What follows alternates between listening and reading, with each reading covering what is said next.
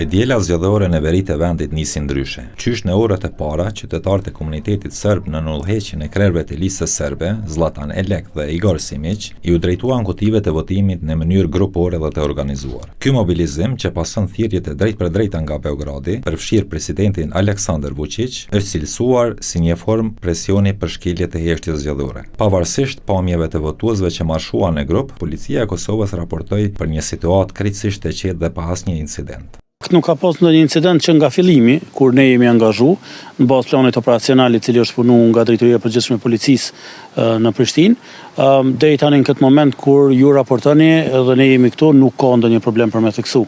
Garancinë për një proces të mbar e dha dhe kreu i policisë.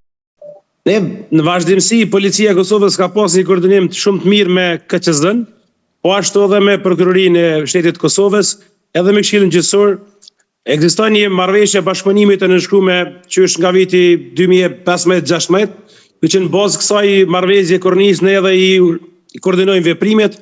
Por mënyra e votimit tërhoqi vëmendjen e faktorit ndërkombëtar. Nuk më takon mua të komentoj këtë. Mendoj se është gjë e mirë që njerëzit nga të gjitha komunitetet e ndryshme të vendit po votojnë sot. Do t'i takoj komisionit zgjedhor dhe të tjerëve të vlerësojnë nëse janë ndjekur të gjitha procedurat. Përderisa dita e zgjedhjeve në veri po kalon pa incidente sigurie, rrymat politike vazhdojnë të mbeten të tensionuara. Akuzat për ndërhyrje nga Beogradi morën zë një ditë më parë kur raportuesi i Parlamentit Evropian për Kosovë, Riho Terras, kritikoi ashpër Serbinë për mbështetje të vetëm një subjekti politik.